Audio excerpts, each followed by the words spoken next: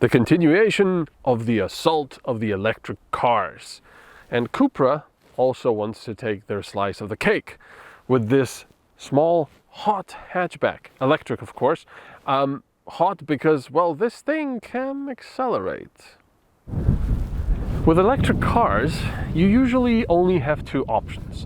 It'll either look quite mundane or it will look futuristic, like a bubble car, and it's not really going to look that great. But with Cupra, they sort of took a mix of both. So it looks both modern but also slightly futuristic. I think it looks very, very good. And in fact, these lights, this sort of line here in between the hood and the rest of the car, the Cupra here, the badge, it looks fantastic. And I also love the copper inserts like this. It looks great.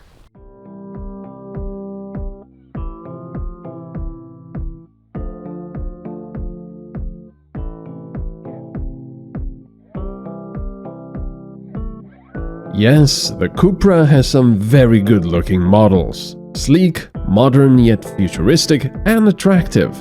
If nothing else, this Born definitely looks better than an ID3. While the Cupra Born looks pretty unique at the front and in the back, you would be excused to think if you saw it from the side and thought that this was a Volkswagen ID, on which it is based on. At the back, the Cupra Born, just like at the front, is very aggressive looking and very good in my opinion. Gone are the days of those practically jury-rigged spoilers that jut out of the car. No, this is all part of the car now, and this is a massive one. It's basically just another roof here at the back. It's quite interesting. I love the LED lights. I think they look pretty darn nice. Of course, the Cupra badge with the name, and you've got this bronze color, which I think looks absolutely fantastic. Of course, you've got these quasi diffusers, or maybe they're actual diffusers at the back, so it looks good.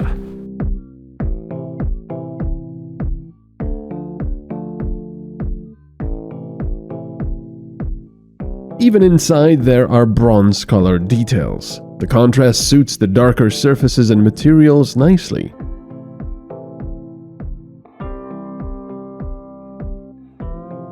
The steering wheel has capacitive buttons. Unfortunately, they're all right to use, but you will make many more mistakes with them than with regular buttons. It will fail to register your touch or be oversensitive.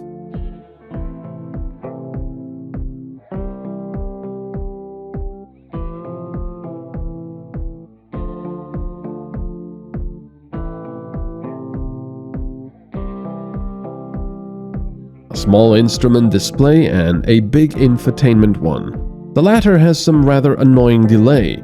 Not sure if this is an isolated error or if it's by design.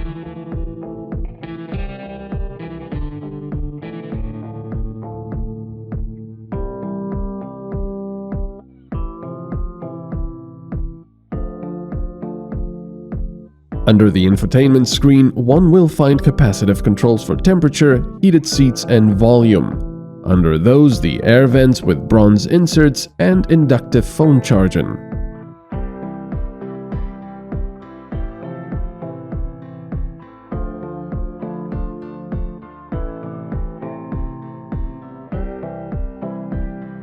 I find the seats very comfortable.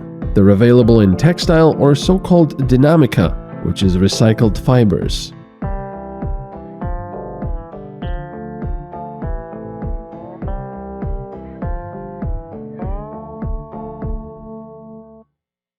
Spoiler alert, this is one of the nicest electric cars I've driven so far, if not the nicest electric car. It's very comfortable, it's powerful, it looks good. I like it. If you've seen my other videos on electric cars, I've decided I will not bore you with my usual drivel about the problems of batteries, range, well, maybe a little bit about range, and so on and so forth, and charging woes and so on. So we will just concentrate on the car itself as an electric car without worrying about the other things. And I have to say, first of all, right at the beginning, I am thoroughly impressed by the Born's ability to be very economical. For reference, we usually, when we drive electric cars and test them, we get an average electrical consumption of about 21 to maybe 24 on the high end kilowatt hours per 100 kilometers. So that's kind of the benchmark for me, 21. That's economical driving on highways and normal roads. With the Born, because I feel that it's a slightly smaller car and more aerodynamic as well, it's not a crossover or an SUV or whatever it is that's popular these days, I got an average electrical consumption driving the speed limit on many highways and then in congested cities of 16.1 kilowatt hours per 100 kilometers. Bearing in mind that I also press this little fun Cupra mode every now and then, which gives you all the power and, acceleration. And I tried that a few times because I'm naughty. So 16.1, it's very, very, very economical. It sips electricity compared to the other electric cars so far. However, if you stay away from the highways, and if you just drive like this through little towns and villages and regular roads, economically, right now, I have 11.6 kilowatt hours per 100 kilometers. So even better. But having 16 kilowatt hours per 100 kilometers, driving on highways and having fun every now and then is thoroughly impressive. And then there's the other things, like these seats. I like them very much. They look pretty nice. They're not leather clad, these ones. It's textile, but they're very comfortable and they grip you on the sides very, very well, but not uncomfortably so. I could see myself probably spending quite a bit of time in these seats if I was going on trips. And it's a very nice feeling inside. It's obviously very well put together. You've got this perforated steering wheel. It reminds me of an Audi, of course. And sure, you've got this small instrument cluster in front of you, which is basically the exact same as in the ID. I would like that to be a larger screen, maybe incorporated into this very interestingly designed dashboard. I really like that. It's very sort of futuristic and cool looking, but I would have preferred it to be incorporated into that. You've got your infotainment screen and very interesting materials on various surfaces, which look very nice, but I don't think they will be clean for very long. This car already has quite a bit of dust and such caked into it because it's probably very difficult to clean. One minor complaint I have is the infotainment screen. While the graphics are nice and it's got plenty of information and options, Android Auto as well, for example, but the problem is it's a little slow. Sometimes when you press things, nothing will happen and you think, did I press it or not? But no, it's just taking literally 2 to 3 seconds for the screen to react to whatever you did. So it's sometimes a little slow. It's quite annoying, but oh well. Can't have everything, right?